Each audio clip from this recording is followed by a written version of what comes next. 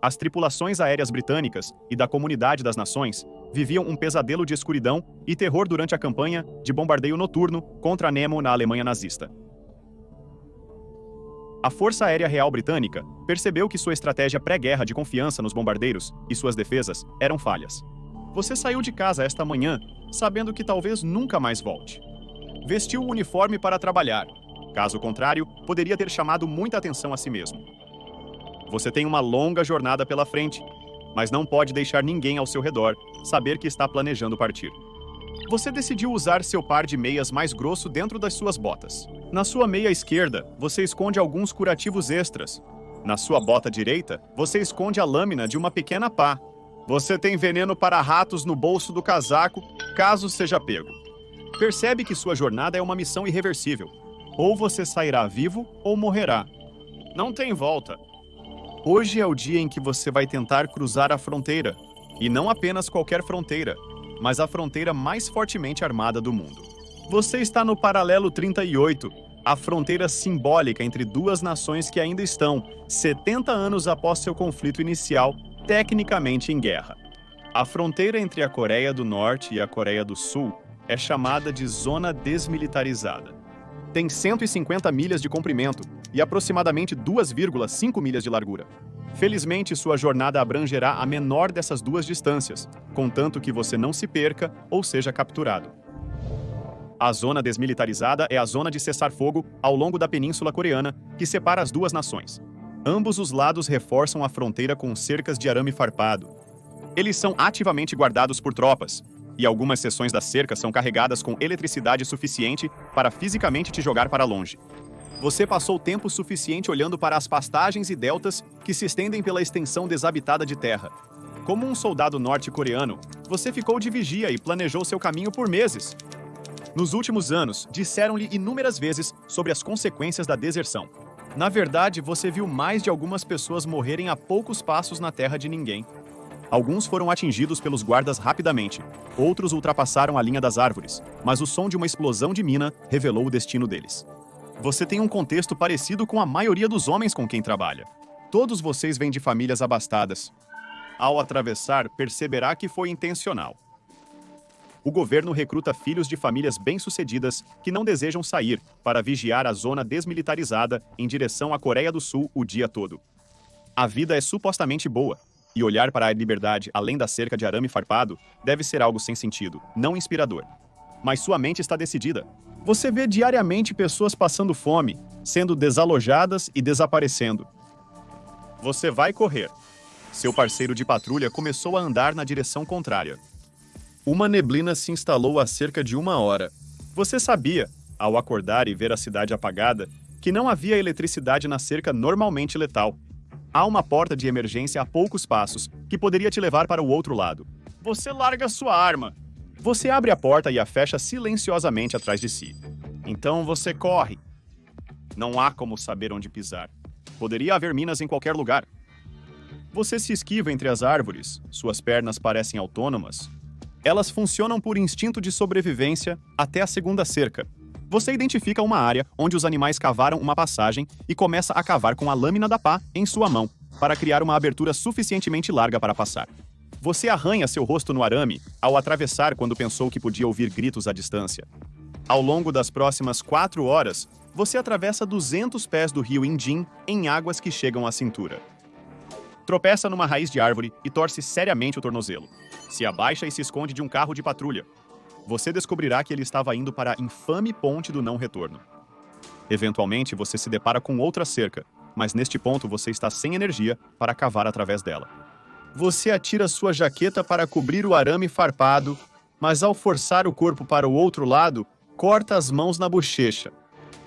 Neste ponto, tudo o que você sente é exaustão e dor. Sem energia, você vê um soldado correndo na sua direção com a arma apontada. Você observa o uniforme deles, ponderando se é a hora do veneno de rato. A bandeira no braço deles é estranha para você. Eles conversam em um dialeto desconhecido. Você levanta as mãos em rendição e não consegue deixar de sorrir porque conseguiu. De acordo com o Ministério da Unificação da Coreia do Sul, mais de 33 mil pessoas fugiram da Coreia do Norte. Alguns viajam pelo Mar Amarelo ou Mar do Japão. A maioria viaja primeiro para a China ou Sudeste Asiático e arrisca ser presa e retornar à Coreia do Norte se for pega. Embora atravessar a zona desmilitarizada entre a Coreia do Norte e a Coreia do Sul seja o caminho mais direto e imediato para vir à liberdade, é uma das viagens mais perigosas do mundo. Poucos vivem para contar essa história. Por que as pessoas arriscam a vida para cruzar da Coreia do Norte para o Sul? O primeiro é governado por um regime comunista autoritário com liberdades pessoais limitadas. A pobreza e a fome afetam milhões. A Coreia do Sul, por outro lado, é uma nação altamente modernizada, com uma economia próspera e direitos humanos protegidos pela Constituição da República da Coreia.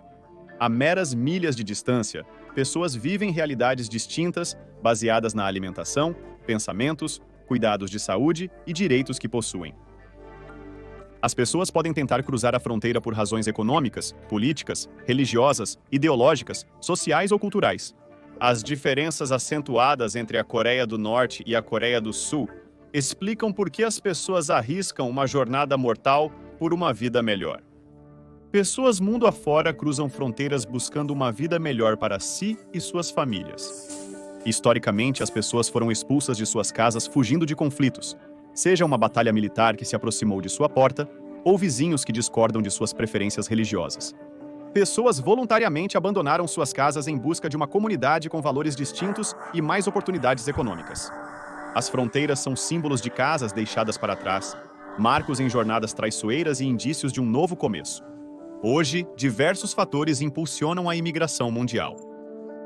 Conflitos entre nações, guerras civis, fatores ambientais e perseguições individuais forçam ou encorajam as pessoas a arrumar suas vidas e cruzar a fronteira para outro país. Coincidentemente, os países que são abalados por crises que transformam seus cidadãos em refugiados são frequentemente os países com as travessias de fronteira mais perigosas. Vamos ver algumas das travessias de fronteira mais perigosas do mundo. Faz sentido que viajar entre dois países em guerra possa ser turbulento. Coreia do Norte e Coreia do Sul estão em guerra, sem reconhecer uma a outra como nação independente. A própria zona desmilitarizada não é perigosa. A verdadeira ameaça ao cruzar a fronteira coreana reside nas pessoas e armas usadas na área. Para nações em guerra, as fronteiras são contenciosas, funcionando como barreiras contra os inimigos. As fronteiras auxiliam nações a estabelecer a área e os povos pelos quais lutam, assim como seus oponentes. Historicamente, os conflitos militares tendiam a ser travados em campos de batalha e áreas designadas longe dos civis. Isso não garantia que civis e infraestrutura seriam preservados dos combates. Dê uma olhada nos impérios mongol e romano. O objeto da disputa era claramente definido, mas quem foi afetado pela luta tende a se estender além das partes em guerra. Na verdade, as disputas de fronteiras têm sido a causa de muitas guerras, e enquanto um mapa do mundo de apenas 300 anos atrás é totalmente irreconhecível para uma pessoa moderna, os humanos estão dispostos a ir à guerra para defender onde as fronteiras são traçadas. As fronteiras indicam comunidades sociais, culturais e nacionais contidas, mas também indicam efetivamente quem deve ser mantido fora. A fina linha entre inclusão e exclusão cria tensões que às vezes se transformam em guerras totais. Em certos aspectos, hoje é igual a centenas de anos atrás. Conflitos militarizados entre duas nações ou grupos ideológicos podem tornar a travessia das fronteiras muito difícil. Em 7 de outubro de 2023, atravessar a fronteira entre Israel e Palestina se tornou mais mortal do que nunca. Conhecida como a Linha Verde, a fronteira entre Israel e Palestina tem estado em fluxo por séculos. A terra entre o Rio Jordão e o Mar Mediterrâneo detém o poder sagrado nas crenças judaicas, muçulmanas e cristãs. Nações que foram formadas em torno de alguns dos grupos religiosos discutem sobre o direito à terra. A Declaração Balfour, de 1917, respaldou a formação de um Estado judeu na Palestina. Isso estabeleceu a base para a atual nação de Israel. Durante o Holocausto, a população judaica na Palestina triplicou de 10% da população total para 30% à medida que os judeus fugiam de um genocídio liderado por Hitler e os nazistas, e a população judaica na área aumentou. Palestinos nativos temiam ser deslocados. A Grã-Bretanha havia recebido autoridade administrativa sobre a região pela Liga das Nações, que lhes deu o poder de decidir quais povos poderiam viver onde. No entanto, o mandato britânico sobre a Palestina estava prestes a expirar por volta de 1947, e as recém-formadas Nações Unidas propuseram a criação de um Estado judeu separado dentro da Palestina, embora a nova nação teria ocupado mais da metade da terra da Palestina. O conflito inevitavelmente eclodiu entre os sionistas, que eram a favor de um Estado judeu, e os palestinos, que procuravam manter suas terras. A Guerra Árabe-Israelense começou após a declaração de independência de Israel em 1948. Ao longo dos últimos 75 anos, o conflito assolou a região. Apesar de algumas partes ignorarem ou rejeitarem as fronteiras exatas, a divisão entre Israel e a faixa de Gaza é extremamente perigosa. A faixa de Gaza é uma região que faz fronteira com Israel, Egito e o Mar Mediterrâneo. Com apenas 40 quilômetros de comprimento e pouco mais de 9 de largura, Gaza é geograficamente pequena, e com uma população de mais de 2,2 milhões de pessoas, as pessoas estão apertadas. Dadas as tensões entre alguns palestinos e israelenses, ambas as áreas historicamente tiveram guardas fortemente armados monitorando a fronteira. Além disso, há minas terrestres na fronteira, não bem marcadas ou cercadas, transformando uma caminhada bem intencionada numa marcha fatal. Quando o Hamas, um grupo militante islâmico que governa a faixa de Gaza, lançou um ataque surpresa contra civis em Israel, o conflito se intensificou. Quando milhares de pessoas em Israel foram torturadas, estupradas, queimadas, assassinadas e feitas reféns, a nação de Israel declarou guerra contra o Hamas. As forças de defesa de Israel retaliaram desde então com uma ofensiva terrestre e ataques aéreos que se estima terem assassinado milhares de civis e militantes do Hamas igualmente. À medida que a guerra se intensifica, a fronteira entre Israel e a faixa de Gaza tornou-se mais perigosa do que nunca antes. Grande parte do conflito está enraizada em desacordos sobre onde termina Israel e começa a Palestina, e quem tem o direito a certas terras. Em uma época em que sua afiliação nacional faz de você um inimigo para outro, viajar perto da fronteira pode ser uma ameaça à vida. Para as convenções de Genebra, inúmeros crimes de guerra foram cometidos ao longo do conflito até agora, tomando crianças como reféns, usando civis como escudos humanos e massacrando indiscriminadamente não militantes. Cruzar o limiar entre Israel e Gaza é uma receita para confrontar um indivíduo armado de um lado ou de outro. Isso é, se você não fosse morto em um ataque aéreo, por uma bala perdida ou feito prisioneiro primeiro. A fronteira de Israel com o Egito ao sul é perigosa para navegar. Antes da guerra entre Israel e Hamas, as forças de defesa israelenses já monitoravam tradicionalmente. Visa encerrar o contrabando de drogas na fronteira. Apesar do aumento da presença militar, os combates costumam estourar devido à atividade terrorista na fronteira sul com o Egito. Como as forças de defesa de Israel redirecionaram muitas tropas para a ofensiva dentro das fronteiras de Gaza, pode haver menos monitoramento do que nunca antes na Península do Sinai. Ao cruzar entre duas nações que estão em guerra uma com a outra, sua recepção de um lado pode não ser agradável. Mesmo buscando segurança ao atravessar, você pode ser suspeito de tentativa de infiltração no país de destino. Parece fácil atravessar fronteiras no mapa, mas não se sabe a recepção após a travessia. Vamos agora um pouco ao norte para outra seção do mundo assolada pela guerra, Rússia e Ucrânia. Como a situação em Israel, o conflito aqui na Europa Central tem ligações com diferenças culturais, religiosas e políticas. Tudo isso se transformou em um país invadindo outro sob o disfarce de uma operação militar especial. Quando o conflito começou em fevereiro de 2022, o presidente da Federação Russa, Vladimir Putin, disse: "O que está acontecendo hoje não surge de um desejo de infringir os interesses da Ucrânia e do povo ucraniano. Está relacionado à proteção da própria Rússia, daqueles que fizeram a Ucrânia de refém e estão tentando usá-la contra nosso país e seu povo." Vamos voltar atrás. A região do mundo hoje conhecida como Ucrânia tem sido historicamente habitada pelo povo Kievan Rus, com laços escandinavos e russos. Em alguns momentos, fez parte da Polônia, em outros, da Lituânia. Por um tempo, esteve dentro do Império Austro-Húngaro. Em 1922, foi anexada à União das Repúblicas Socialistas Soviéticas, a República Socialista Soviética Ucraniana.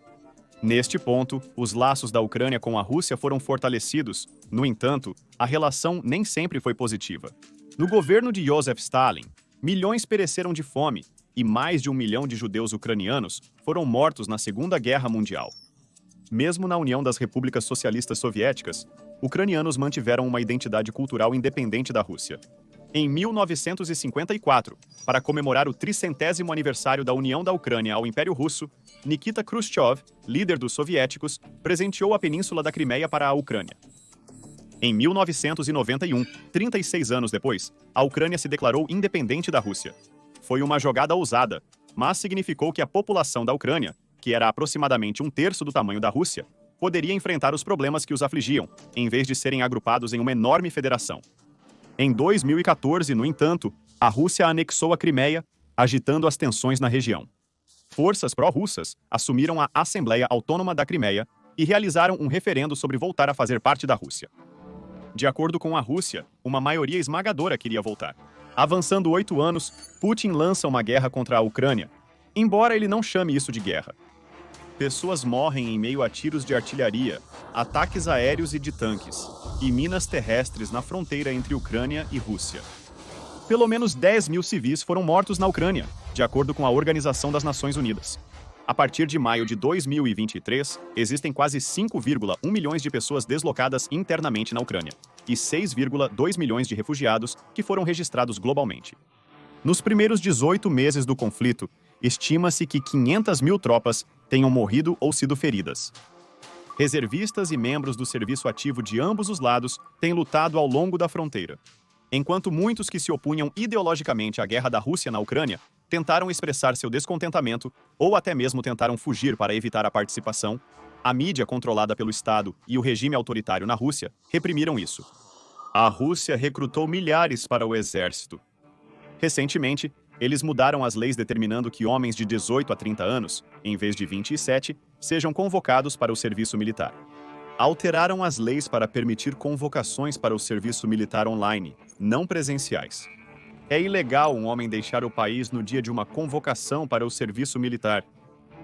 A Rússia tem fronteiras com 14 países, tornando difícil para o governo monitorar todas as estradas ou trilhas para fora do país. Mas a fronteira com a Ucrânia é de longe a mais perigosa para tentar atravessar. Como está atualmente, a fronteira entre Ucrânia e Rússia é um corredor de mão única. Segundo os guardas de fronteira ucranianos, todos os postos de controle na fronteira com a Rússia estão fechados. No entanto, o posto de controle Kolotolovka-Pokrovka, na área de fronteira do Oblast de Belgorod russo e do Oblast de Sumy da Ucrânia, permite que os cidadãos ucranianos passem por áreas ocupadas pelos russos. Mas os russos fecharam todo o tráfego em direção a eles. Então apenas um número limitado de veículos lentos e pedestres podem passar, desde que estejam se movendo da Rússia para a Ucrânia. As opções são extremamente limitadas para as pessoas que procuram fugir da Rússia para a Ucrânia. Para evitar serem pegos no fogo cruzado dos combates no terreno, as pessoas preferem pegar uma rota através da Geórgia, depois o Mar Negro.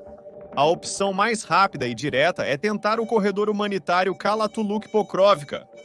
Situado entre Belgorod, Rússia, e Sumy, Ucrânia, acredita-se que mais de 100 pessoas transitam diariamente, apesar do desafio psicológico da jornada. Do posto russo, indivíduos são revistados e submetidos a um teste de filtração pelos guardas de fronteira. Os guardas de segurança checam telefones, guardam impressões digitais e realizam revistas íntimas. Uma vez que alguém passa, então tem que caminhar pelo sinistro caminho através de terra de ninguém. Veículos proibidos, segurem seus pertences. Devemos ajudar as crianças a navegar e apoiar os idosos na jornada pelo cascalho. Enquanto isso, tiros de artilharia ainda são disparados aleatoriamente.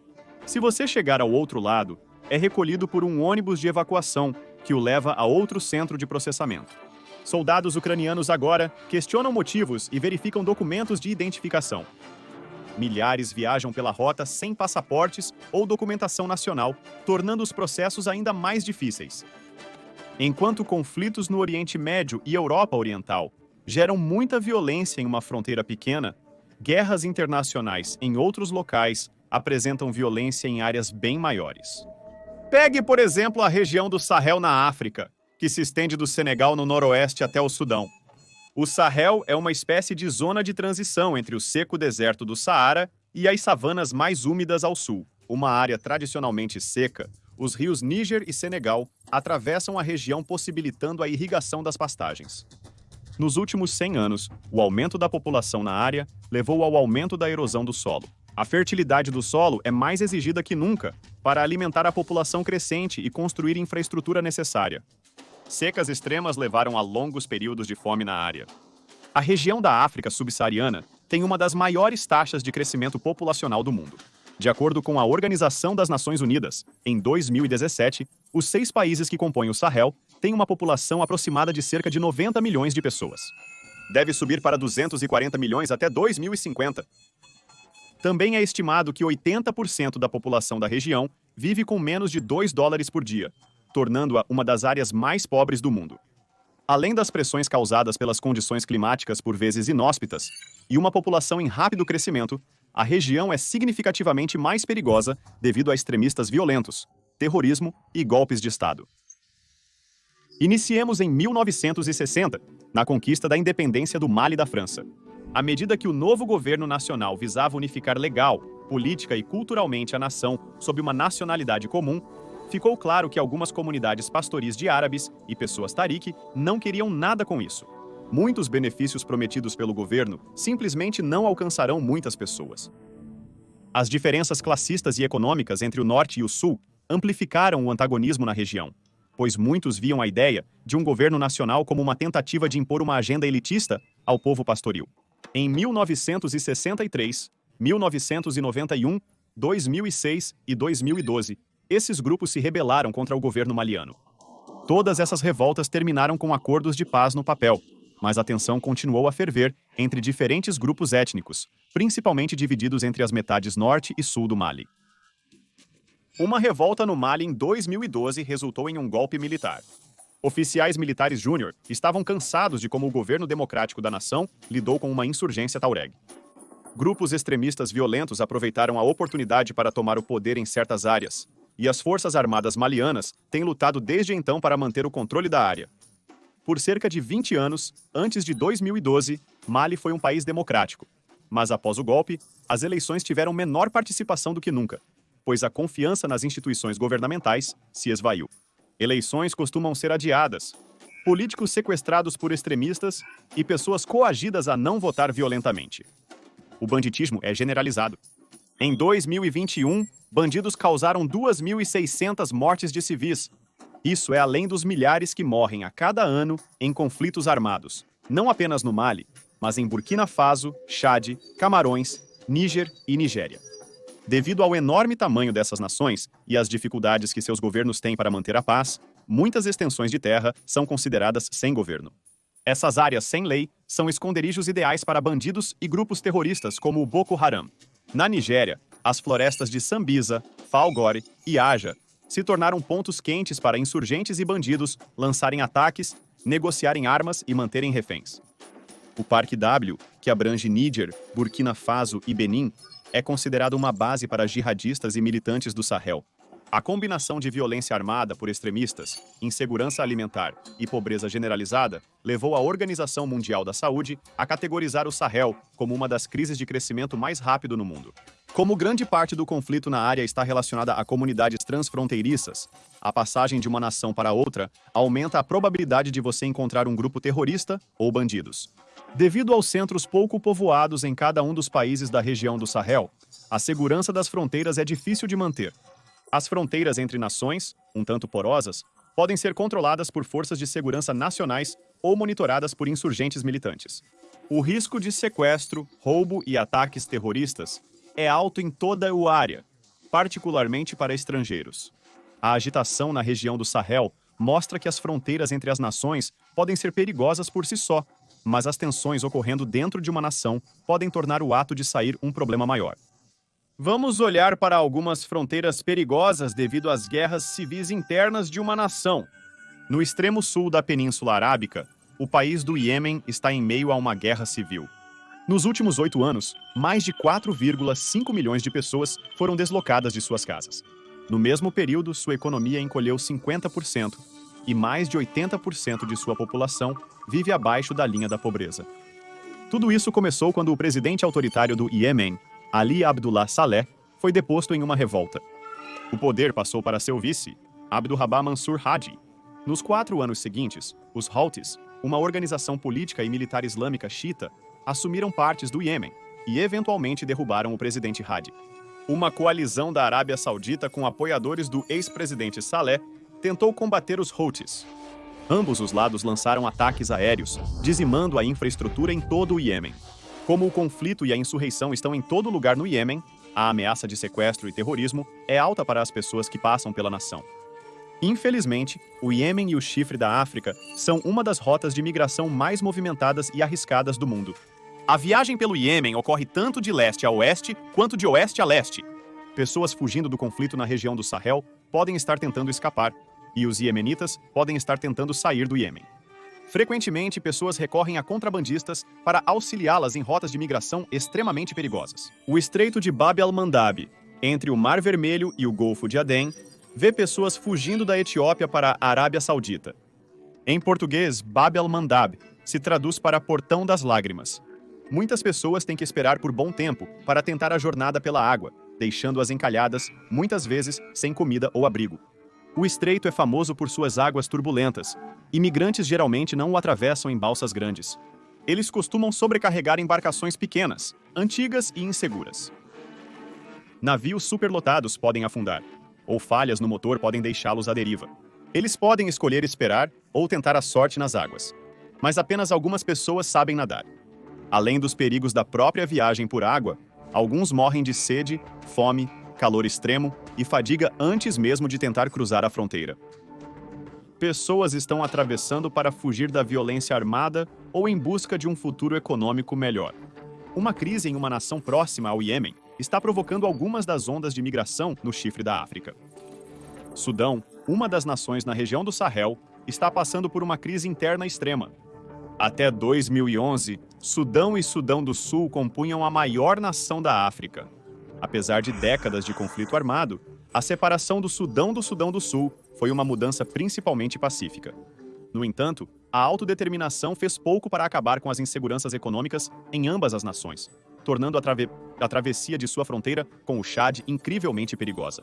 Desde que a guerra eclodiu no início de 2023, mais de 540 mil refugiados cruzaram do Sudão para o Chad. As Forças Armadas Sudanesas e um poderoso grupo paramilitar, conhecido como Forças de Apoio Rápido, começaram a lutar na capital do Sudão, Khartoum. Desde que a guerra começou, civis foram pegos no fogo cruzado. Dezenas de aldeias foram queimadas. A internet e a eletricidade caem esporadicamente. O aeroporto internacional de Khartoum está fechado, o que significa que as viagens para dentro e fora do país têm que ser feitas de carro ou a pé.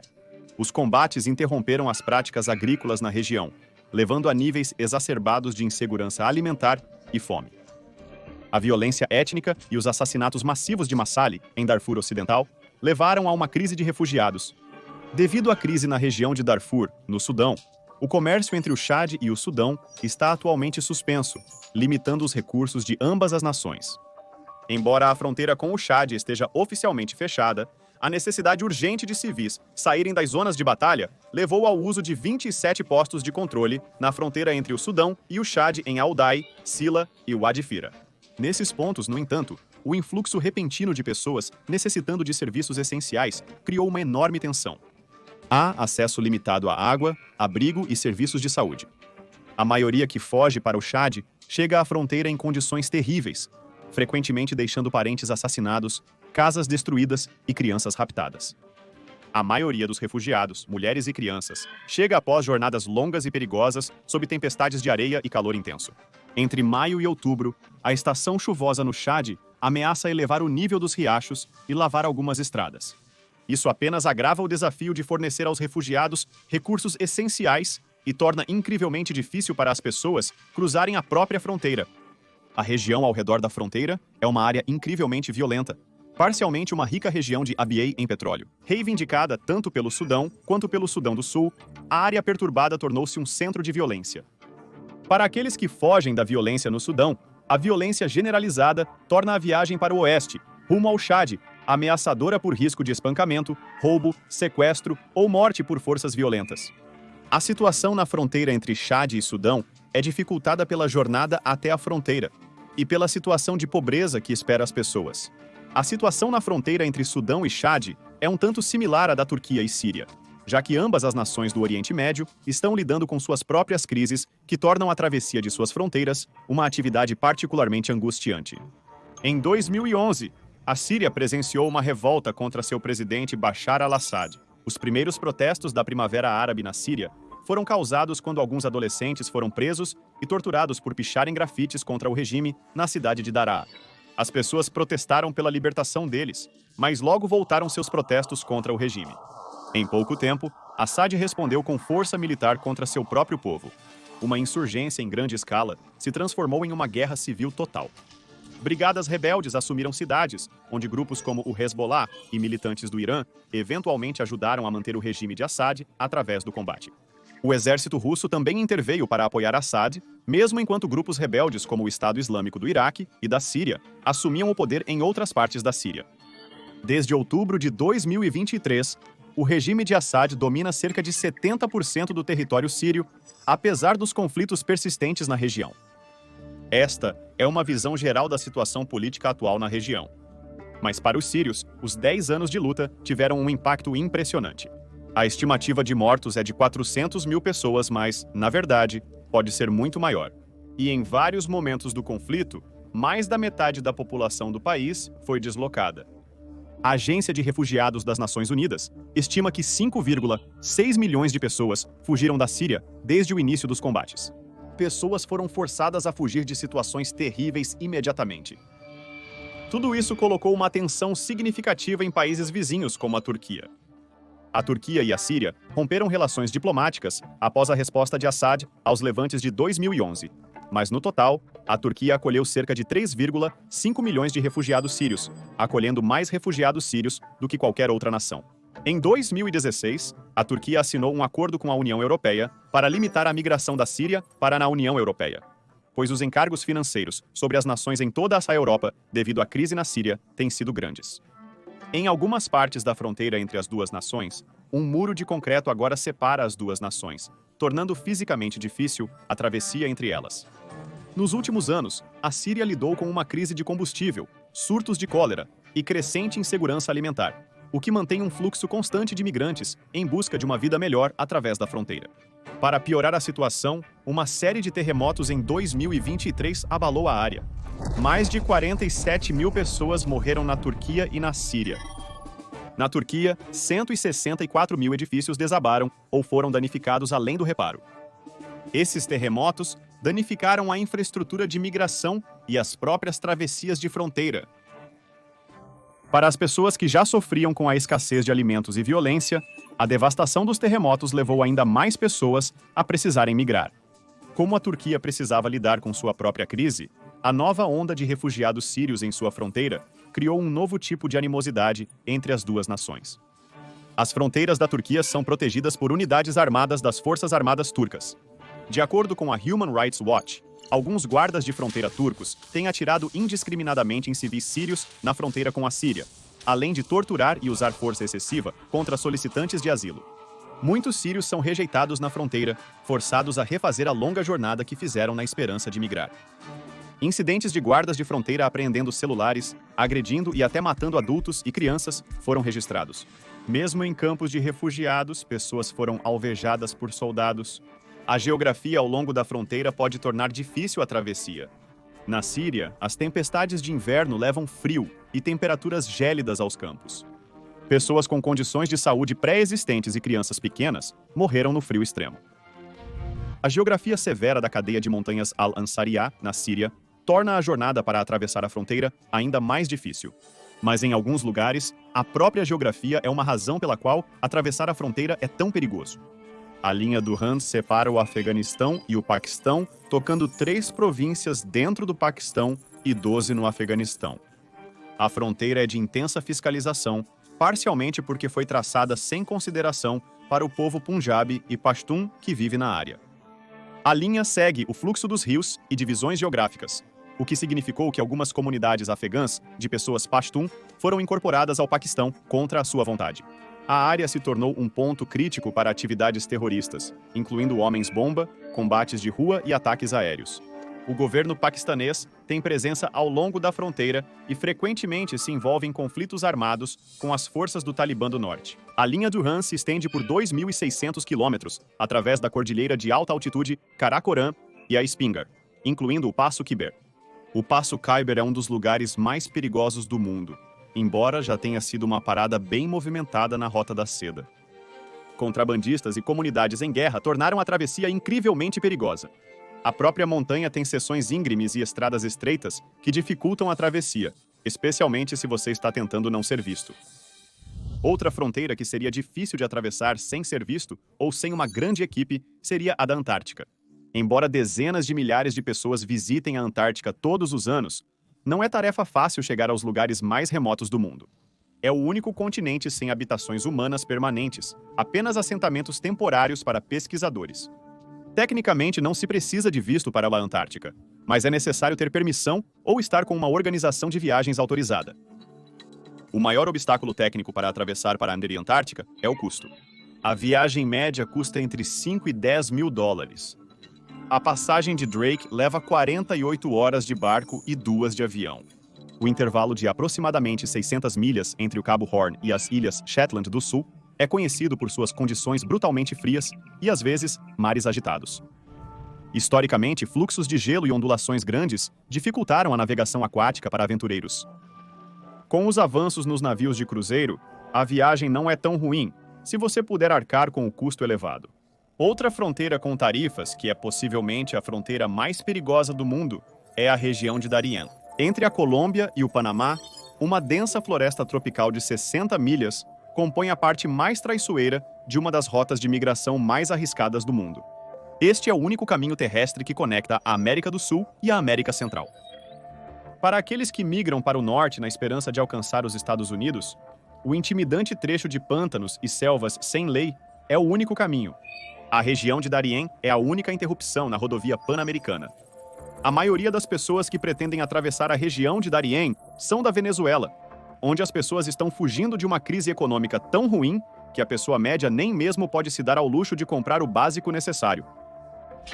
Migrantes também fazem muitos fugir por uma vida melhor. Outros migrantes vindos do Haiti e do Equador estão fugindo da instabilidade política e crises violentas. Em 2023, estima-se que mais de 20% dos migrantes que atravessaram a região de Darien eram crianças. Alguns viajam com familiares, com um guardião não parental ou totalmente sozinhos. Para realmente atravessar a região de Darien, os migrantes devem pegar uma balsa, através do Golfo de Uraba, de Necoclí, para a Candi, ou Capurganá. A partir daí, eles podem pagar taxas a guias locais e contrabandistas que ditam o comprimento e a segurança da rota que eles tomam. Rotas mais baratas e longas custam centenas de dólares, enquanto as mais seguras, que duram apenas dias, podem chegar a 2 mil dólares. Uma das principais rotas terrestres vai de Acandi a Bajo Chiquito a Lajas Blancas. Outra rota se estende de Capurganá a Canaã Membrilo a San Vicente. Não há eletricidade, abrigo nem serviço de celular na área. Uma vez na jornada, as pessoas devem chegar ao outro lado, independente do que seja necessário. Geralmente as pessoas ficam sem água em até 2 dias. O peso de carregá-la retarda as pessoas, e o calor desidrata as pessoas rapidamente. Quando as pessoas recorrem a beber água de riachos e rios, podem adoecer e se tornar incapazes de terminar a jornada. Algumas pessoas se machucam e quebram ossos ao navegar pela densa rede de raízes e terrenos íngremes e rochosos. Outros são levados a tentar atravessar os rios de corrente rápida. Entre janeiro de 2012 e abril de 2023, as autoridades panamenhas relataram encontrar 124 corpos na região de Darien. Porém, é possível que muitos outros não foram localizados. A atividade criminosa na área leva a muitos roubos e ataques surpresa. Nas áreas um tanto desgovernadas e não monitoradas, existem muitos casos de estupro e assédio sexual iniciados por criminosos que atuam na região de Darien. Apesar do perigo, muitos atravessam. Em 2022, estima-se que 250 mil pessoas tenham atravessado a região de Darien. Entre janeiro e agosto de 2023, mais de 500 mil pessoas fizeram a jornada. No outro extremo da travessia da região de Darien, os migrantes devem continuar na perigosa jornada até seu destino final, seja ele qual for. Muitos procuram asilo em outros países, mas as políticas de imigração podem impedir sua entrada legal ao chegar. A partir daí, As pessoas têm que tomar decisões sobre onde ficar enquanto isso, se esperam longos processos de imigração, arriscam voltar para casa ou tentam entrar em uma nação por outros meios. As pressões que motivam pessoas a cruzar fronteiras perigosas geralmente persistem após a travessia. Mesmo para aqueles que recebem status de asilo, a entrada em um novo país significa começar de novo, muitas vezes em um novo idioma, em uma nova cultura e em uma nova carreira. É raro que pessoas cruzando fronteiras perigosas consigam levar suas economias e investimentos. A violência, a guerra e a perseguição frequentemente forçam as pessoas a abandonarem suas casas. Seja por causa de sua etnia, orientação sexual ou gênero, as pessoas deixam suas casas em busca de um lugar onde tenham a liberdade de viver sem serem discriminadas. Atualmente, há limpezas étnicas acontecendo em todo o mundo. Na Etiópia, o povo tigraiano tem sido forçado a sair de suas casas e morto em grande número.